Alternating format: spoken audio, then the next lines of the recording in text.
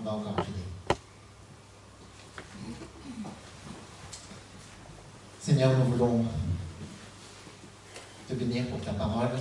Et alors que nous allons l'ouvrir et la méditer ensemble, nous prions que par la puissance de ton Esprit Saint, cette parole puisse trouver sa place dans le cœur à chacun d'entre nous. Tu as quelque chose pour chacun en particulier. Et je prie que nous puissions saisir ce que tu as à nous transmettre ce matin, avec foi, avec confiance, pour que ta parole puisse faire son œuvre dans nos vies, pour la gloire de ton nom. Amen.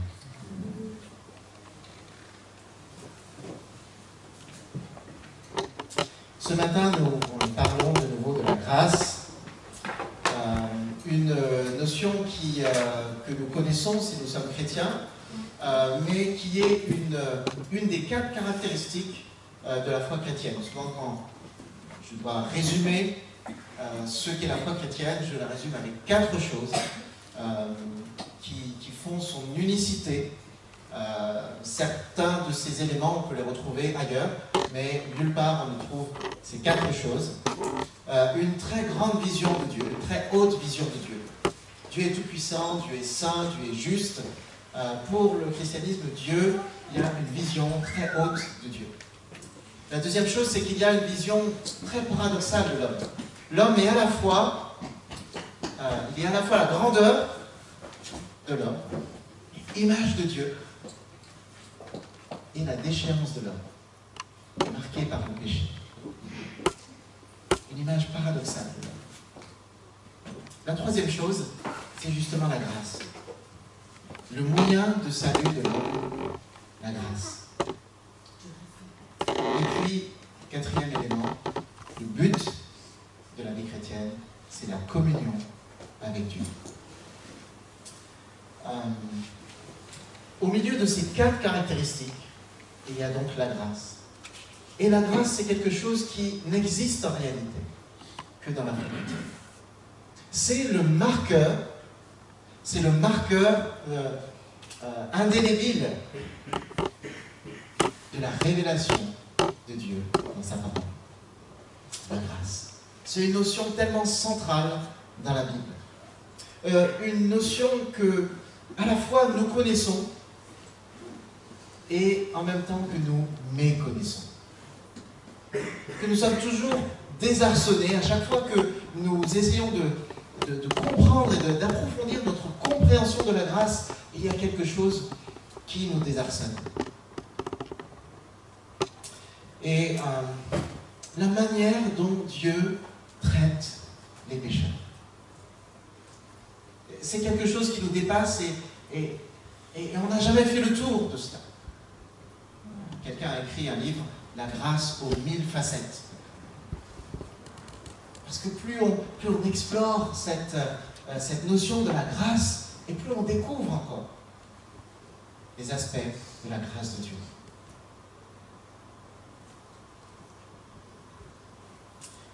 J'aimerais revenir à cette notion avec un texte que nous avons il y a déjà 3 ans. J'ai déjà abordé ce même texte, mais comme le dit l'apôtre Paul, je ne cesse de vous répéter les mêmes choses, et c'est pour votre édification. On va le faire en revenant sur un texte de Noël, le début de l'évangile de Matthieu, la généalogie de Jésus. Et si ce matin j'ai à cœur de vous parler de la grâce, et on reviendra encore dans 2 semaines, et puis Mathieu aussi, Mathieu Marianos quand il viendra, il nous parlera aussi d'une communauté marquée par la grâce. Développer une culture de la grâce. Et pour pouvoir développer une culture de la grâce, nous devons comprendre véritablement ce qu'est la grâce. J'aimerais lire donc Matthieu, chapitre 1, ce texte assez aride, sur lequel peut-être il est facile de passer très vite. C'est une généalogie. Une généalogie, ça donne simplement un tel a eu un tel comme enfant, etc. Souvent, quand on a ce genre de texte dans la Bible, on le survole.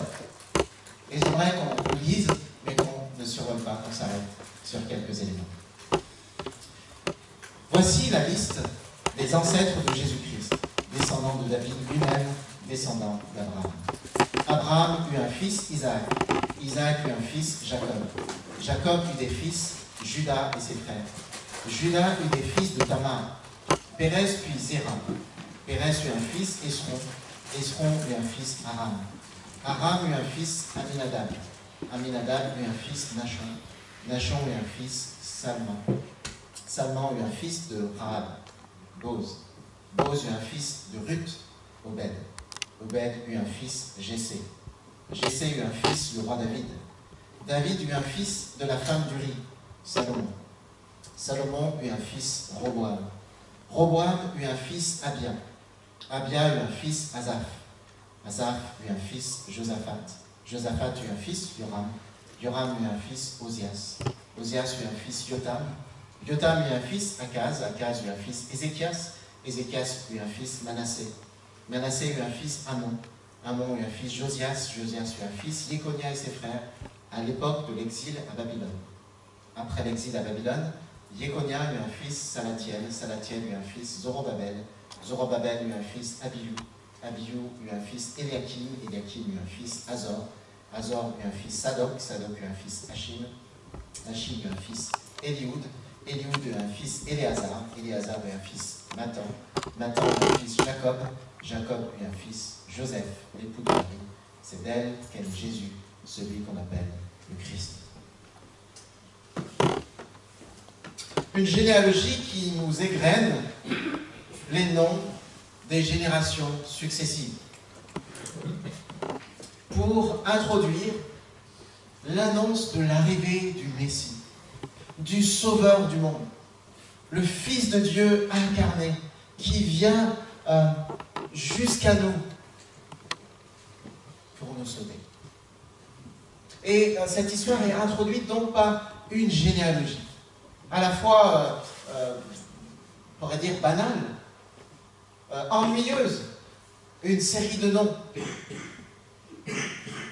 Mais il y a 5 choses que je veux souligner dans cette généalogie. D'abord, les 4 premières, on en avait déjà parlé. Cette généalogie a quelque chose de surprenant à 4 reprises. Qu'est-ce que c'est? Est-ce que vous avez noté ce que c'est? Ceux qui étaient là la dernière fois, vous n'avez pas le droit de le dire. La présence de femmes. La présence de femmes. Il y a des hommes et 4 femmes sont mentionnées. 4 femmes sont mentionnées. Mais quelles femmes? Pour parler de la venue du Fils de Dieu, du Messie, peut-être que Matthieu aurait pu, s'il voulait effectivement insérer dans la généalogie, habituellement on donne de père en fils seulement dans cette tradition, il aurait pu choisir peut-être 4 femmes, 4 belles histoires. Et ce qu'il y a de particulier, c'est qu'il raconte, il mentionne 4 femmes dont l'histoire n'est pas des plus merveilleuses. Et certaines histoires sont même franchement tragiques. Je ne vais pas lire tous les 4 textes, les 4 histoires, je vais juste les résumer rapidement, vous pourrez les retrouver.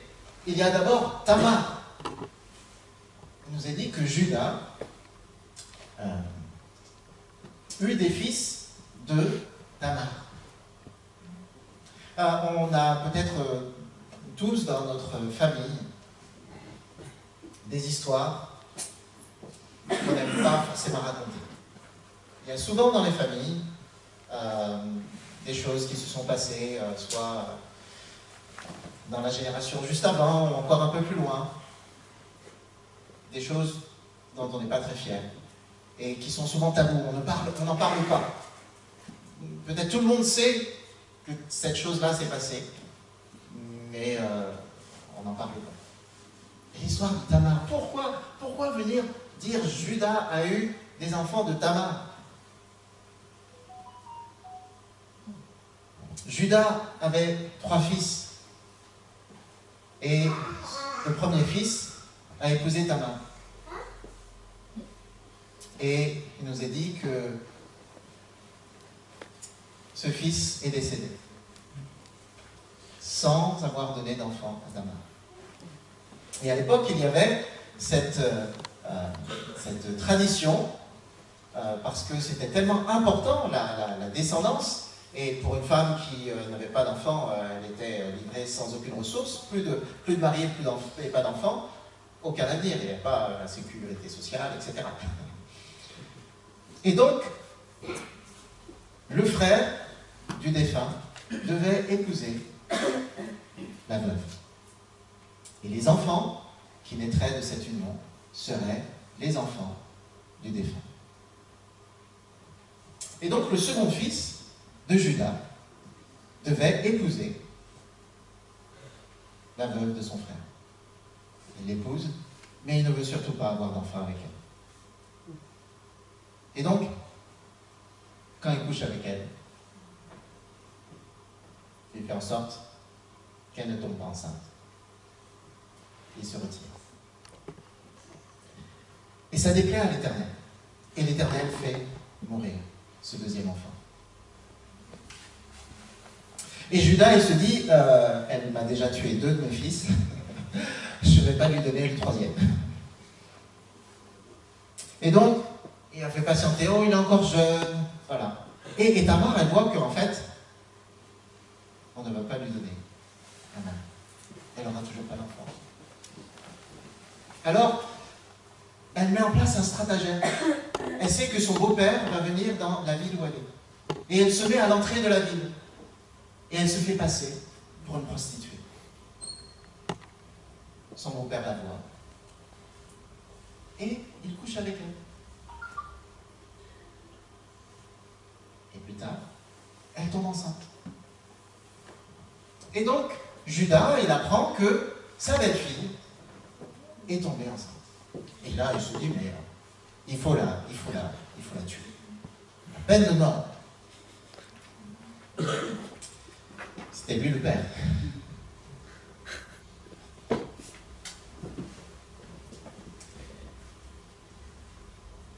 Moi, si une histoire comme ça se passe dans ma famille, j'avoue que je ne vais pas me crier sur les toits. Et Matthieu, inspiré par l'Esprit Saint, et choisit de mentionner Tamar. Il y a l'histoire de la révélation, comment Dieu sauve l'humanité, et 4 femmes qu'il mentionne, et la première, une histoire sordide. La deuxième, Rahab. Rahab qui est connue, qui est citée aussi 2 fois dans le Nouveau Testament comme Rahab, la prostituée. Rahab était une prostituée. Et lorsque les espions envoyés par Josué pour entrer dans le pays de Canaan et pour voir comment prendre la ville de Jéricho, ils arrivent à Jéricho et ils vont chez cette femme et elle sait qu'ils sont des espions et elle va les protéger, elle va les sauver. Lorsque les soldats de la ville vont venir, elle va les cacher. Elle va dire aux soldats, oui, ils sont partis, dépêchez-vous, et vous allez les rattraper. Alors qu'elle les a cachés sur son trône. La deuxième femme dans la généalogie de Jésus. Une prostituée.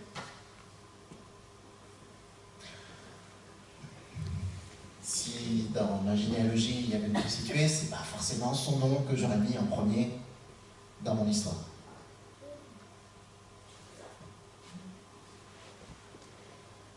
La troisième, Ruth.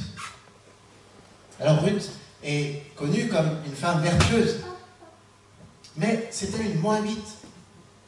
Et les Moabites, à cause du fait que lorsque Israël était dans le désert, on avait envoyé les femmes de Moab pour détourner le peuple. Il y avait cette condamnation, jamais une Moabite, les Moabites et les Ammonites, jamais ils n'entreront dans le peuple de Dieu. Et il fallait se méfier par-dessus tout des femmes Moabites. Ruth était moabite. Aucune place dans la généalogie de Jésus. Mais elle a été placée là, dans la généalogie de Jésus. Elle s'est attachée, le texte nous dit qu'elle s'est attachée à sa belle-mère, et elle est revenue avec sa belle-mère en Israël. Et puis il y a là encore un stratagème dans chacune de ces histoires, on pourra encore raconter, il y a un stratagème dans les quatre histoires des femmes. Il y a ce stratagème où Naomi envoie Ruth se coucher aux pieds de Boaz et pendant la nuit. Et lorsqu'il se réveille, il y a une femme qui est couchée à ses pieds, et donc voilà, il va y avoir tout ce... il va là, en rachetant le champ du défunt, il va aussi épouser cette femme moabite, et elle va être l'aïeule du roi David. Et puis, la quatrième femme qui est mentionnée, elle n'est même pas mentionnée par son nom. David eut un fils de la femme d'Uri. Alors là, au cas où quelqu'un ne connaîtrait pas l'histoire, il ne dit pas David eut un enfant de Bathsheba. Parce qu'on pourrait se dire, oui, bon, de Bathsheba. Non, de la femme d'Uri.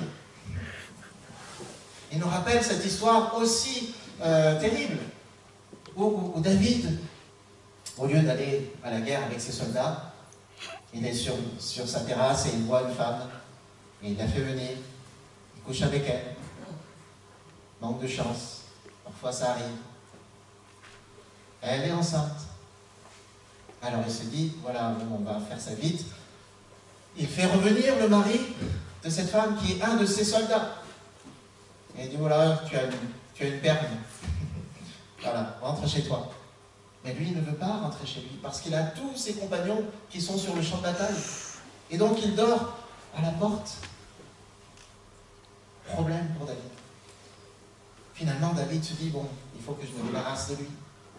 Alors il le fait emmener une lettre pour le général, pour Joab, qui est toujours celui qui est dans les mauvais coups. Et dans cette lettre, il y a l'arrêt de mort d'Uri. Il dit à Joab, vous allez mettre Uri là où la bataille est la plus dure, et puis vous allez vous retirer afin qu'il soit tué. David, une fois qu'Uri est mort, il va épouser sa femme, et il aura un premier fils qui va décéder, et puis ensuite ils auront Salomon qui succédera à David. Là aussi, ce n'est pas forcément l'histoire qu'on a envie de raconter au sujet de notre famille, n'est-ce pas? Mais ces quatre histoires nous parlent de la grâce de Dieu. De la grâce de Dieu.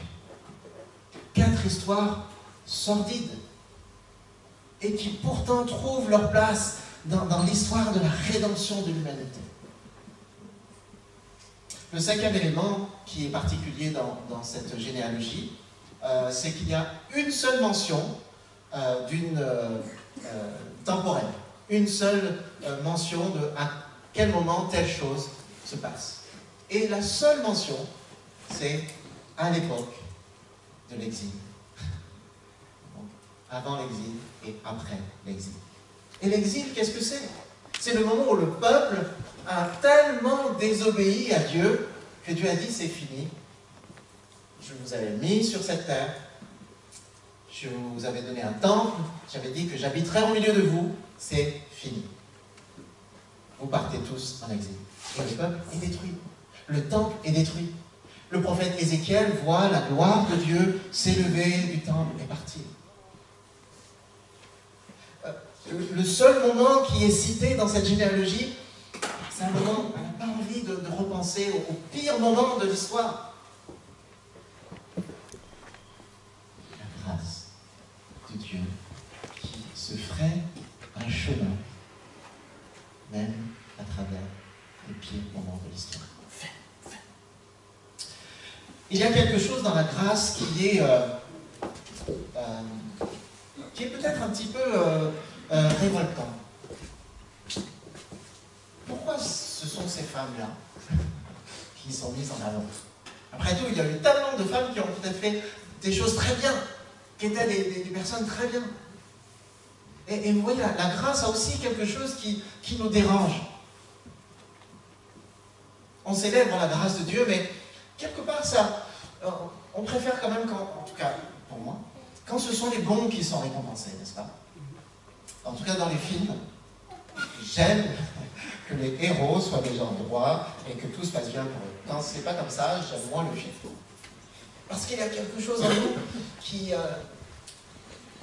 et la grâce vient un peu gratter tout ça. Pourquoi Dieu met la lumière sur ce qu'il y a de plus faible, sur les échecs, et met cela au beau milieu de la généalogie qui annonce le Christ.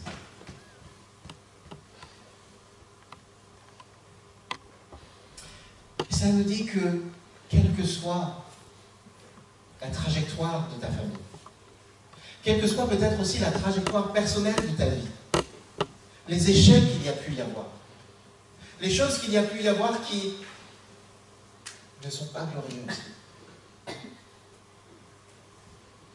la grâce de Dieu peut racheter cela.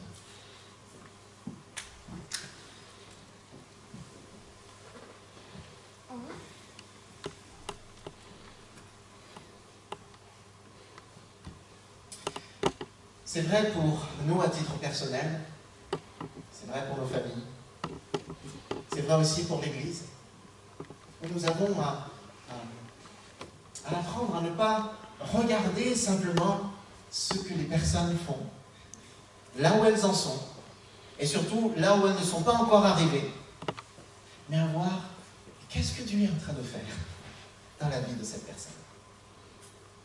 Parce que finalement, ce que Tamar a fait, ce que Rahab a fait, ce que Ruth a fait, ce que Bathsheba a fait, c'est pas ça qui est important, au final. C'est la manière dont Dieu a utilisé ces femmes, a utilisé ces circonstances peu glorieuses pour faire avancer son projet de salut de l'humanité. Alors ce n'est pas à dire que ce que ces personnes ont fait est sans importance. La grâce ne gomme pas les conséquences de notre péché. Pour ne prendre qu'un des exemples, l'exemple de David et de Bathsheba, les conséquences ont été terribles. L'enfant, le premier enfant qui est né de cet adultère est mort. Et à partir de ce moment-là, on voit que, alors que la vie de David, jusqu'à ce moment-là, est une ascension, à partir de ce moment-là, c'est la catastrophe, des catastrophes qui s'enchaînent. Une de ses filles est violée par son demi-frère, un de ses fils se révolte contre lui, et ça entraîne une guerre civile. Ses généraux commencent à faire de mauvais coups, en particulier Joab. Et puis à la fin de sa vie, il y a encore un de ses fils qui veut monter sur le trône sans être désigné par son père. La vie de David, à partir de ce moment-là, il y a des conséquences terribles. La grâce n'efface pas toutes les conséquences de notre péché. Mais il est vrai, la grâce met l'accent sur ce que Dieu fait, la manière dont Dieu, au milieu des décombres de notre vie, amène toutes choses pour sa gloire.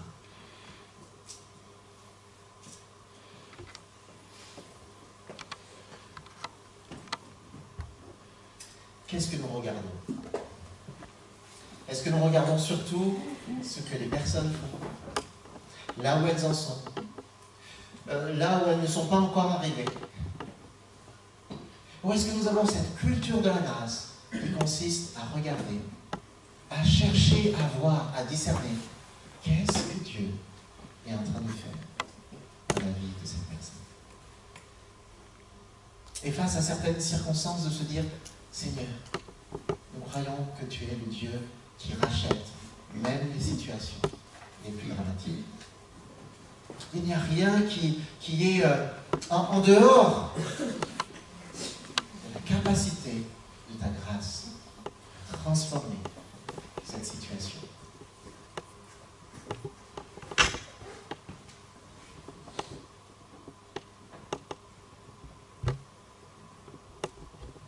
En tant qu'Église, nous devons apprendre à encourager chacun à vivre selon la parole de Dieu, selon la sagesse de Dieu. Rappeler que le péché est une folie. C'est comme rouler en voiture avec le frein à main. Ça va abîmer la voiture. Le péché a toujours de mauvaises conséquences sur nos vies. Il y a toujours un prix à payer. Nous devons vivre, à chercher la sainteté. Mais nous devons être aussi une Église qui comprend la grâce, qui vit de la grâce de Dieu. Une Église qui se préoccupe davantage de regarder ce que Dieu fait que ce que les personnes font et comment elles sont ou non déjà arrivées là où Dieu veut. Parfois, cela prend du temps pour que nos vies s'alignent avec la volonté de Dieu.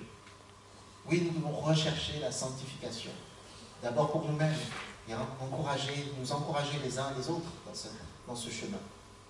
Mais nous devons être pleins de grâce, c'est-à-dire remplis d'attention vis-à-vis de ce que Dieu est en train de faire dans les vies, et même parfois dans des vies qui sont en train de passer par des choses assez catastrophiques. Le Fils de Dieu, dans sa généalogie, compte une Tamar, une Rahab, une Ruth, une Bathsheba. Son histoire est passée par l'exil. La grâce triomphe de cela.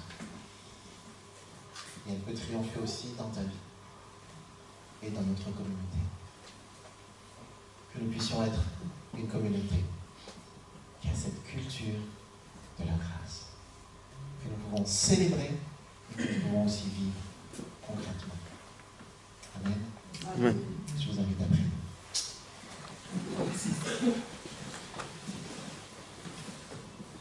Peut-être tout d'abord que nous puissions rester dans un temps de silence. Peut-être qu'à travers ce texte, tu vois aussi dans ta vie les échecs du passé, les traumatismes du passé. Car il y a les péchés que nous commettons, mais il y a aussi les péchés que nous subissons de la part d'autres personnes. Peut-être que tu penses à ta famille, à la vie de tes parents, de tes grands-parents, peut-être des choses encore plus loin du passé. Et je veux t'inviter à considérer la grâce de Dieu qui peut se frayer un chemin dans les décombres de ta vie. Accueille cette grâce ce matin.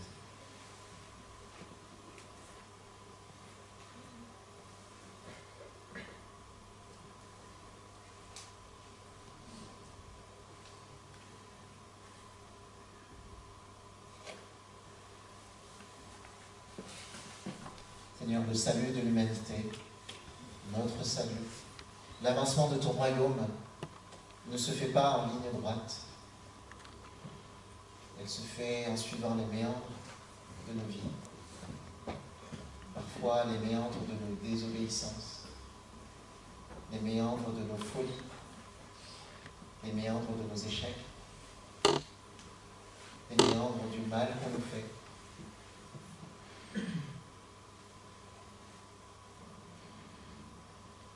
Mais nous savons que tu es le Dieu de grâce et que tu te feras un chemin Merci parce que tu veux racheter tout cela. Merci parce que tu veux restaurer. Nous soupirons après le temps où nous serons réunis avec toi et où nous vivrons cette pleine restauration. Nous attendons ce moment, Seigneur, pour nous-mêmes, pour ceux qui nous entourent, pour toute la création. En attendant ce moment, Seigneur, nous voulons vivre de ta grâce, par ta grâce, et en nous faisant grâce les uns les autres. Je prie, Seigneur, pour cette année qui s'ouvre devant nous. Que durant cette année, nous puissions être une église, nous puissions être une communauté marquée par la grâce, qui vit, expérimente la grâce, et qui compte sur la grâce de Dieu.